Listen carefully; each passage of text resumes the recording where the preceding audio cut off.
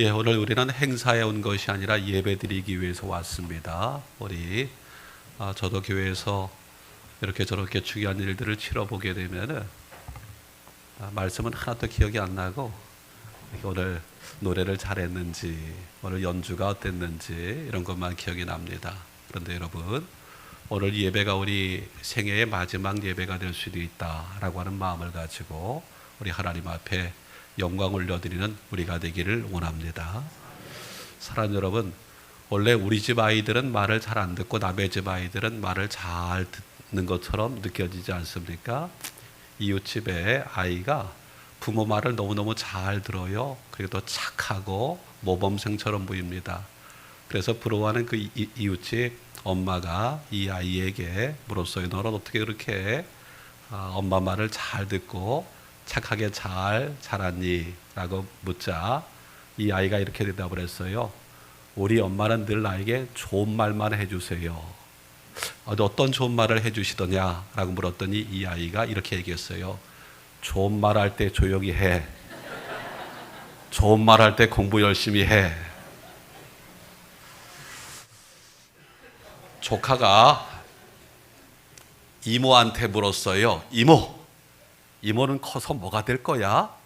이모가 대답을 했어요. 나 다 컸어. 그러자 조카가 이모한테 물었어요. 뭐가 된 거야? 오늘 우리 교회가 창립 112주년인데 여러분, 하나님의 은혜에 감사하고 또 앞으로도 우리 교회가 하나님 앞에 영광 올려드리는 교회가 되기를 원합니다. 나에게 교회는 무엇인가? 저에게 교회는 너무너무 좋은 곳이었어요. 어린 시절 교회를 다닐 때에 교회가 너무너무 좋았습니다. 예배가 좋았고 기도가 좋았고 선생님들의 사랑을 통해서 하나님의 사랑을 느낄 수 있었습니다. 또 실현에 가서 성령 체험을 하고 예수를 만났어요. 성령 체험하니까 꿈이 생겼어요. 목사에 대한 꿈이 생겼어요.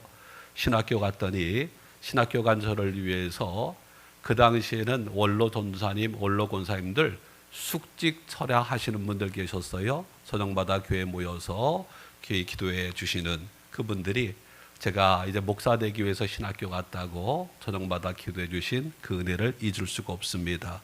그리고 제가 목사가 됐어요. 하나님께서 맡겨주신 양들을 잘 돌보고 그리고 더 좋은 교회를 후배들과 후손들에게 물려주어야 된다라고 하는 책임감을 느끼고 있습니다. 저에게 있어서 교회는 한마디로 은혜입니다. 교회는 은혜입니다. 마태복음 16장을 보면 예수님께서 제자들을 데리고 가이사랴 빌립보라고 하는 곳으로 가셨어요. 그런데 이 빌립보 가이사랴라고 하는 것은 이 분봉왕 빌립이라고 하는 사람이 황제에게 바친 도시입니다. 황제 가이사랴에게 바친 도시입니다. 그곳에서 예수님께서 물으셨어요. 사람들이 인자에 대해서 누구라고 하더냐라고 물었어요. 그러자 제자들이 예수님에 대해서 어떤 이들은 세례 요한이라고 이야기를 하고 어떤 이들은 엘리야라고 하는 이도 있고 어떤 이는 예레미야나 선지자 중에 한 분이라고 말들 합니다. 그때 예수님께서 제자들을 바라보시면서 물으셨어요. 너희는 나를 누구라 하느냐라고 물으셨어요. 예수님께서는 세상 사람들이 예수님에 대해서 누구라 생각하는 것보다도 예수님의 제자들이 예수님에 대해서 바르게 알고 있는지 바르게 믿고 있는지가 궁금하셨던 겁니다. 제자들이 대답을 하지 못하고 있어요. 그때에 수제자인 베드로가 대답을 합니다. 뭐라고 대답을 했을까요? 주는 그리스도시요 살아계신 하나님의 아들입니다. 이 놀라운 고백입니다. 그런데 이 놀라운 고백, 주는 그리스도시고 살아계신 하나님의 아들입니다라고 하는 이 고백은 놀라운 고백이기도 하지만 아주 위험한 고백이었어요.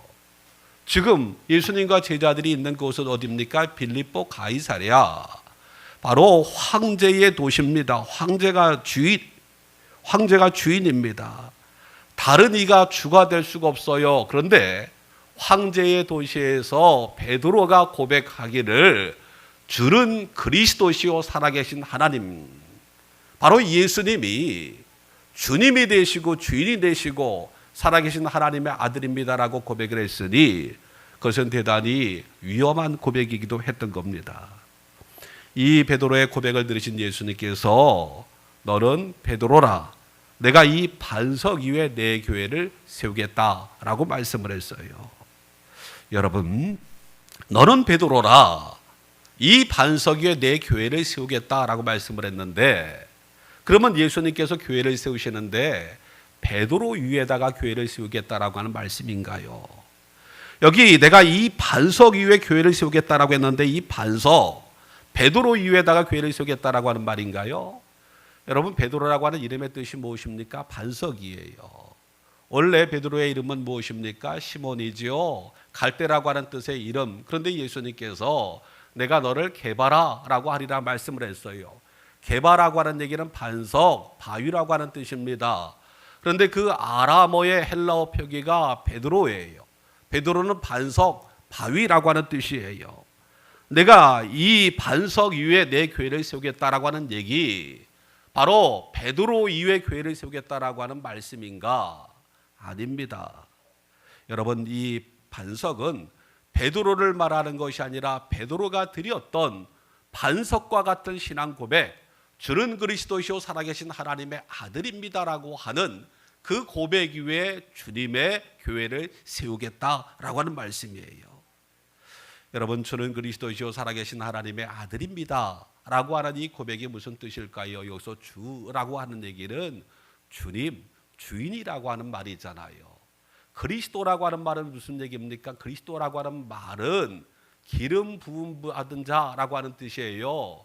우리가 히브리어로 메시아라고 하는 말인데 구원자라고 하는 얘기입니다. 바로 예수님은 나의 주인이실 뿐만 아니라 나를 죄에서 구원하시는 구원자라고 하는 얘기입니다. 뿐만 아니라 하나님의 아들입니다. 여러분, 우리가 설교 말씀을 통해서 예수님이 하나님의 아들이시다, 예수님이 구원자다라고 하는 말씀은 많이 듣는데, 그 예수님을 나의 구원자로, 그 예수님을 하나님의 아들로 내가 믿고 고백을 하고 있습니까? 사랑하는 성도 여러분, 교회 공동체는 어떤 공동체입니까? 신앙 고백 위에 세워진 곳이 교회예요. 돈으로 교회를 세우는 것이 아니라 신앙 고백 위에 세워지는데, 이 신앙 고백이 반석과 같은 분명한 신앙 고백이 되어야 합니다. 여러분, 사람은 고백이 분명해야 돼요. 고백이 분명해야 생각이 분명하고, 생각이 분명해야 삶이 분명합니다. 교회, 주는 그리스도시요 살아계신 하나님의 아들입니다라고 하는 분명한 신앙 고백 위에 세워져야 되는 것이 교회인 거예요. 예수님께서 말씀을 하셨어요. 집을 세우는데 모래 위에 세워진 집이 있고 반석 위에 세워진 집이 있습니다. 모래 위에 집을 짓는다라고 하는 것은 어려운 일이 아니에요. 그런데 반석 위에 집을 짓는다라고 하는 것은 어려운 일입니다. 우리 마포중앙교회도 제가 알기로는 반석이 있어서 반석을 깨고 그 위에다가 교회를 세우셨다라고 들었어요. 반석 위에 집을 짓는다라고 하는 것은 그만큼 비용도 많이 들고 시간도 많이 들고 신경도 많이 쓰이지만, 그러나 반석 위에 세워진 그 집은 비가 오고 바람이 불고 물이 나도 흔들리거나 무너지지 않습니다. 그런데 쉽게 지어진 모래 위에 집은 작은 바람에도 또 흔들리고 무너지는 게 그게 집 아니겠어요? 사랑하는 성도 여러분, 우리 마포중앙교회가 반석과 같은 신앙 고백 위에 세워지는 교회가 되기를 원합니다. 나에게 있어서 예수님은 누구신가? 내가 평생을 신앙생활을 하고 있는데 나에게 있어서 예수님은 누구신가에 대해서 내가 대답할 수 있어야 되잖아요. 사랑하는 여러분, 신앙 고백 위에 반석 위에 교회를 세우시되 주님께서 내 교회를 세우겠다라고 말씀을 했어요. 사람의 교회가 아니라 주님의 교회, 사람이 주인이 아닌 주님이 주인이신 교회를 세우시겠다라고 하는 겁니다. 주님은 교회의 주인이에요. 우리 교회의 주인은 주님이십니다. 우리는 누굽니까? 우리는 종이에요. 섬기는 종입니다. 제가 처음 목회자에 있을 때에 제 고향 교회에 몇몇 분들이 찾아오셨어요. 선물을 들고 오셨는데 종을 들고 오셨어요. 주님의 종이니까 종을 선물로 준비해 왔다고 종을 가지고 왔더라고요. 여러분, 땡땡 하는 그 종이 아니라 우리는 섬기는 종입니다. 주님의 종이에요. 사람이 교회에서 주인 노릇할 때에 그 교회는 더 이상 교회일 수가 없어요. 그리고 주님은 그 교회에서 촛대를 옮기시는 겁니다. 여러분, 건강한 교회, 우리는 교회가 교인들이 많아지는 것도 중요하지만 더 중요한 것은 바른 교회가 되는 겁니다. 바른 교회. 그 바른 교회, 건강한 교회는 무슨 어떤 교회입니까? 주님이 주인이심을 고백을 하고 우리는 주님의 종이라고 하는 정체성을 가지고 섬기기를 기뻐하는 교회가, 그 교회가 바른 교회고 건강한 교회예요. 사랑하는 여러분, 사람의 교회가 아니라 주님의 교회를 세우시고, 사람이 주인이 되는 교회가 아니라 주님이 주인이신 그 교회를 주님께서 세우시는 겁니다. 그리고 말씀을 하십니다. 음부의 권세가 이기지 못하리니, 음부의 권세, 죄와 사망의 권세, 그 권세도 교회를 이기지 못한다라고 하는 겁니다. 우리 눈에 보이지 않지만은, 하나님이 존재하시듯이 우리 눈에 보이지 않지만은 이 세상에는 어둠의 영이 있어요. 공중 권세 잡은 자가 있습니다. 사단이라고도 이야기를 합니다. 그들은 하나님 나라의 대적자예요. 방해꾼이에요. 교회를 어떻게 하든지 흔들려고 하고 무너뜨리려고 합니다. 여러분, 그러나 교회는 우리 주님께서 지켜주십니다. 어둠의 영, 간악한 무리들이 예수님의 몸을 찢었어요. 십자가에 못 박았어요. 그러나 예수님은 죽음을 이기시고 완전한 몸으로 부활하셨어요. 그리고 교회를 세우셨어요. 교회는 예수 그리스도의 부활로 세워진 것이 교회인 겁니다. 그러므로 교회는 세상 권세가 교회를 이기지 못해요. 또 교회에 주신 약속이 있습니다. 천국 열쇠를 내게 주리니 내가 땅에서 무엇이든지 매면 하늘에서도 매일 것이요 내가 땅에서 무엇이든지 풀면 하늘에서도 풀리리라. 이게 무슨 뜻입니까? 내가 땅에서 무엇이든지 매면 하늘에서도 매이고 내가 땅에서 풀면 하늘에서도 풀리리라. 이 말씀이 무슨 말씀입니까? 어떤 분들은 이 말씀을 기도의 응답에 관한 약속이다라고 해석하기도 합니다. 그런데 이렇게 볼 수가 있어요. 교회에서 하는 일을 하늘에서 인준한다라고 하는 뜻이에요. 그만큼 교회의 권위를 우리 하나님께서 인정하시는 거예요. 교회가 하는 일을 하늘나라에서 하나님께서 인준하시는 겁니다. 그래서 무엇이든지 교회가 매면 하늘에서도 매일 것이고 무엇이든지 교회가 풀면 하늘에서도 풀린다라고 할 말씀이지요. 그러니 교회에 나와서 주의 이름으로 기도할 때에 하나님께서 그 기도를 들어주신다라고 해석해도 맞는 거죠. 여러분, 우리 교회에 주신 하나님의 약속을 믿으시기를 원합니다. 이게 바로 교회의 권세예요. 여러분, 그럼 교회는 뭘까요? 오늘 에베소서 1장 말씀을 읽어주셨는데, 교회는 그의 몸이니 만물 안에서 만물을 충만하게 하시는 이의 충만함이라 라고 했어요. 교회는 뭐라고요? 교회는 그의 몸이다. 교회가 그의 몸이다. 교회는 주님의 몸이다 라고 하는 얘기죠. 우리 한번 같이 해보시죠. 교회는 주님의 몸이다. 앞자리에 앉아 계신 어르신들이 지금 지루해가지고 지금 아주 힘들어해요. 어린아이들이 조금만 견뎌요. 때때로 우리가 이렇게 견디고. 지루하다고? 사랑하는 성도 여러분, 교회는 주님의 몸입니다.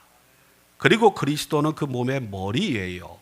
성도는 그 몸을 이루는 지체입니다. 인간의 머리와 몸이 하나로 연합되어 있듯이 교회의 머리이신 그리스도와 교회의 몸의 지체된 성도는 연합되어 있어요. 그리스도와 함께 죽었고 또 그리스도와 함께 사는 것이 교회인 겁니다. 그리고 그리스도의 부활에 참여하는 것이 성도들이에요. 교회가 그리스도의 몸이요 성도는 그 몸을 이루는 지체라고 하는 말은 교회가 한 몸의 지체로서 기쁨과 슬픔, 행복과 불행, 서로 사랑을 나누는 가족이라고 하는 의미이기도 합니다. 탈무드에 보면 그런 이야기가 나와요. 몸은 하나인데 머리가 둘이에요. 물었어요. 이 사람이 한 사람인가요? 두 사람인가요? 그때 이렇게 대답을 했어요.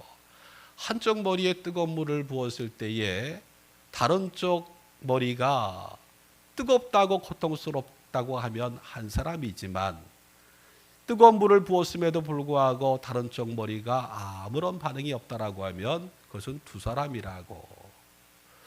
여러분, 우리가 오늘도 대표 기도를 참 잘 해주셨는데, 우리 교회 안에서 성도 한 사람이 어려움을 당한다라고 하면 그것에 대해서 우리가 마음이 쓰이잖아요. 마음이 쓰여서 기도하게 되고 또 찾아가기도 하고 위로하기도 하고. 왜 그렇습니까? 우리가 한 몸이기 때문에 그래요. 여러분, 우리 한 몸을 이루는 지체들, 우리 몸을 보면 우리가 발 뒤꿈치에 가시 하나 박혀도 그거 신경 쓰이고 힘들잖아요. 그게 교회인 겁니다. 또한 교회는 모든 성도는 서로 다른 지체들의 다양성을 인정하면서 동행시에 통일성을 이루어야 합니다. 다양한 사람들이 모였어요. 그 다양성을 존중할 수 있어야 돼요. 그러나 한 분이신 예수 그리스도 안에서 하나님을 이루는 것, 한 꿈을 꾸는 것이 교회인 겁니다. 교회는 그리스도의 몸이에요. 다른 말로 하면 교회는 건물을 말하는 것이 아니라 에클레시아, 예수 그리스도께서 피로 값주고 사신 하나님의 백성들이 교회라고 하는 겁니다. 여러분 한 분 한 분들이 교회라고 하는 것을 믿으시기를 원합니다. 사랑하는 성도 여러분, 우리가 인카네이션이라고 하는 말이 있어요. 인카네이션이라고 하는 말은 하나님이 사람의 육체 가운데 거하신다라고 하는 뜻이지요. 하나님이 사람의 몸을 입고 이 세상에 오신 것을 인카네이션, 성육신이라고 합니다. 하나님께서 왜 사람의 몸을 입고 이 세상에 오셨습니까? 우리를 사랑하셔서 우리를 구원하기 위해서 하나님이 사람의 몸을 입고 이 세상에 오신 거예요. 그러므로 그건 은혜입니다. 은혜예요. 어느 누구도 하나님을 보지 못했지만 사람의 몸을 입고 오신 그 예수님을 통해서 우리는 하나님을 봐요. 어느 누구도 하나님을 본 사람이 없지만 하나님 품속에 그 예수님을, 바로 육체의 몸을 입고 오신 예수님을 통해서 우리가 보게 되는 겁니다. 우리가 교회라고 하는 것은 인카네이션, 성육신이에요. 승천하시는 예수님께서 이 세상에 당신의 몸을 남겨두셨는데 그게 교회입니다. 교회는 그리스도의 몸이라고 했는데 승천하시는 예수님께서 이 세상에 남겨두신 당신의 몸이 교회인 겁니다. 교회인 거예요. 여러분, 우리가 말을 할 때에 큰 교회, 작은 교회 뭐 이런 표현을 하는데 참 무지한 표현인 겁니다. 큰 교회, 작은 교회라고 하는 것은 있을 수가 없는 거예요. 교회는 주님의 몸입니다. 주님의 몸은 그 자체로 영광이고 그 자체로 신비예요. 교회가 이런저런 모습을 보일 때도 있고 실망스러운 모습을 보일 때도 있지만, 그럼에도 불구하고 교회는 성육신, 인카네이션, 하나님께서 이 세상에 남겨두신 당신의 몸인 거예요. 여러분, 이 얘기는 다른 말로 말하면 무슨 얘기입니까? 은혜라고 하는 말입니다. 우리가 어떻게 구원받을 수 있을까요? 우리가 어떻게 하나님을 알 수 있을까요? 우리가 어떻게 천국 백성이 될 수 있을까요? 사람이 되어 이 세상에 오신 그 예수님 뿐만 아니라 승천하시는 주님께서 이 세상에 남겨놓으신 그 몸된 교회를 통해서 우리가 하나님을 알고 우리가 천국을 경험을 하고 그리고 천국을 꿈꾸는 것 아니겠어요? 누가 뭐라 그래도 교회는 하나님의 은혜인 겁니다. 사랑하는 여러분, 필립 얀시라고 하는 분이 있어요. 미국의 유명한 기독교 작가지요. 근데 이가 어린 시절에 신앙생활을 잘했습니다만 어느 날 교회를 떠나게 됐어요. 이유는 첫 번째는 교회를 통해서 상처를 받았어요. 두 번째는 교인들의 모습을 보면서, 위선적인 모습을 보면서 실망을 했어요. 또 세 번째는 문화적인 장벽 때문에. 오늘도 이 자리에 보면 우리 꼬매기들부터 우리 청년들, 어르신들까지 앉아 계시는데 어른들은 찬송가가 익숙해요. 그런데 우리 청년들만 해도 찬송가를 잘 몰라요. 그래서 복음성가에는 익숙을 하고 CCM에는 익숙한데 찬송가는 어려워해요. 그래서 우리가 1년에 다 몇 번이라도 우리가 세대를 통합을 해서 온 세대가 어른들부터 아이들까지 함께 모여서 찬송도 부르고 또 우리가 CCM도 부르고 이 일이 너무너무 중요한 겁니다. 그것을 통해서 어른들은 젊은이들을 이해하게 되고 젊은이들은 어른들의 신학의 깊이를 또 느끼고 배우게 되어주는 거죠. 이 필립 얀시라고 하는 분이 문화적인 장벽, 예배당에 가면 목사님의 그 고루한 설교, 그 다음에 그 고루한 찬양, 이런 것들 속에서 문화적인 그런 장벽을 느껴서 교회를 떠났어요. 그런데 그런 필립 얀시라고 하는 사람이 나중에 교회로 돌아오게 되는데, 교회로 돌아온 이유가 무엇입니까? 교회를 새롭게 본 거예요. 교회를 제대로 본 겁니다. 무엇을 본 겁니까? 교회는 은혜다라고 하는 것을 발견하는 거예요. 교회는 은혜입니다. 교회는 은혜예요. 그리고 교회는 하늘 가족이고 공동체인 겁니다. 때때로 마음에 들지 않는다고 해서 내가 가족을 버릴 수 없는 것처럼 교회는 하나님의 은혜이고 하나님의 가족이기 때문에 그럼에도 불구하고 내가 사랑하고 아껴야 될 것이 교회라고 하는 것이에요. 그동안에는 예배보다는 즐거움을 찾았고 다양성보다는 획일성을 추구했고 포용보다는 배탈을, 그리고 은혜보다는 율법을 내세우면서 교회를 판단했던 자기 자신이 얼마나 어리석었는지를 깨닫고 고백을 합니다. 필립 얀시의 책에 보면 이런 얘기 나와요. 빌, 여기 크고 오래된 배가 있다네. 이 배는 낡아서 삐걱거리며 상하 좌우로 심하게 요동친다네. 그래서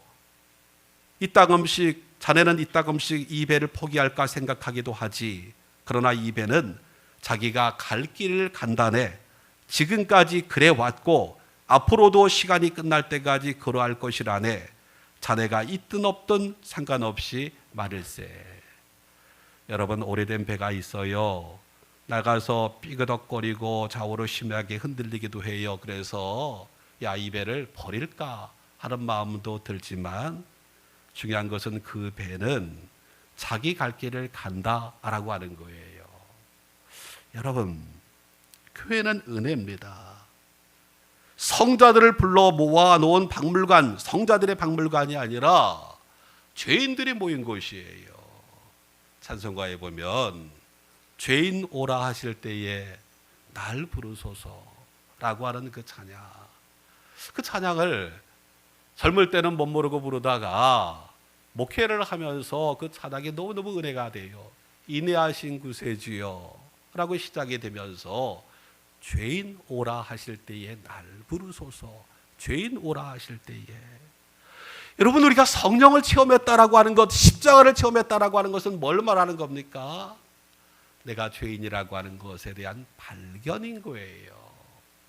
이 세상에 이런 발견 저런 발견 위대한 발견이 많이 있지만 내가 죄인이라고 하는 발견만큼 귀한 발견이 없는 거예요. 내가 죄인이라고 하는 것을 발견할 때에 내가 구원을 받는 겁니다. 나 같은 죄인을 사랑하여 주셔서 교회 공동체로 들어오게 하시고 또 나로 하여금 구원하여 주시고 하나님 자녀 삼아 주시고 천국 백성 삼아 주신 그 은혜가 얼마나 귀한 은혜입니까? 마태복음 13장을 보면 예수님께서 천국에 대해서 말씀을 하시면서 알곡과 가라지의 비유를 말씀을 해요. 밀과 가라지의 비유지요. 밀과 가라지가 밭에서 함께 자라요. 본래는 밭에 밀을 뿌렸지요. 좋은 씨를 뿌렸지요.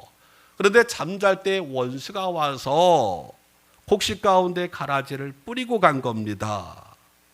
종이 그 가라지를 뽑아내겠다고 하자 주인이 내버려 두라고 가라지를 뽑으려다가 알고 밀까지 다치게 할 수 있다라고 하는 얘기지요.